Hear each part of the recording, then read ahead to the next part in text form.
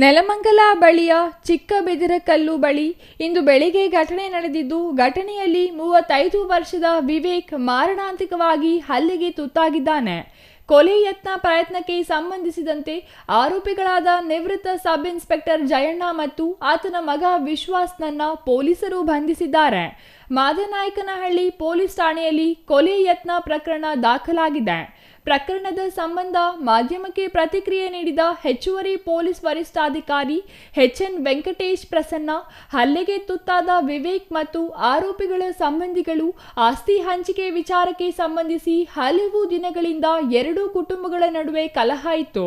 ಇದೇ ವಿಚಾರಕ್ಕೆ ಇಂದು ಬೆಳಿಗ್ಗೆ ವಿವೇಕ್ ಮನೆಯ ಬಳಿ ಬಂದ ಆರೋಪಿಗಳು ಕಬ್ಬಿಣದ ರಾಡ್ ಮತ್ತು ದೊಣ್ಣೆಯಿಂದ ಹಲ್ಲೆ ಮಾಡಿದ್ದಾರೆ.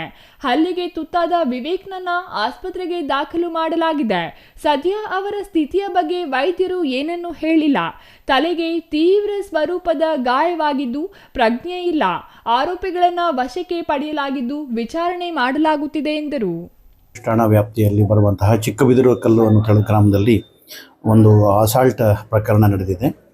ಇದರಲ್ಲಿ ವಿವೇಕ್ ಅಂತ ಹೇಳುವಂತಹ ಒಬ್ಬ ವ್ಯಕ್ತಿಗೆ ಜಯಣ್ಣ ಮತ್ತು ವಿಶ್ವಾಸ್ ಅಂತ ಹೇಳುವಂತಹ ಇಬ್ಬರು ವ್ಯಕ್ತಿಗಳು ಕಬ್ಬಿಣದ ರಾಡು ಮತ್ತು ದೊಣ್ಣೆಗಳಿಂದ ಹೊಡೆದು ಅಸಾಲ್ಟ್ ಮಾಡಿದ್ದಾರೆ.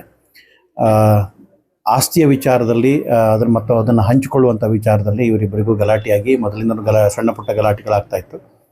ಇವತ್ತಿನ ದಿವಸ ಇವರಿಬ್ಬರು ಜಯಣ್ಣ ಮತ್ತು ವಿಶ್ವಾಸ್ ಅಂತ ಹೇಳುವವರು ವಿವೇಕ್ ಇರುವಂತಹ ಮನೆ ಹತ್ತಿರ ಬಂದ್ಬಿಟ್ಟು ಗಲಾಟೆ ಪ್ರಾರಂಭ ಮಾಡಿ ಹೊಡೆದಿದ್ದಾರೆ. ಸ್ವಲ್ಪ ಹೆಡ್ ಇಂಜುರಿ ಆಗಿದೆ. ಸೊ ಅದರಿಂದ ಕೊಲೆ ಯತ್ನ ಪ್ರಕರಣವನ್ನು ದಾಖಲು ಮಾಡ್ಕೊಂಡಿದ್ವಿ. ಇಬ್ಬರು ಆರೋಪಿಗಳನ್ನು ಸಹ ವಶಕ್ಕೆ ಪಡ್ಕೊಂಡು ತನಿಖೆ ನಡೆಸ್ತಾ ಇದ್ವಿ.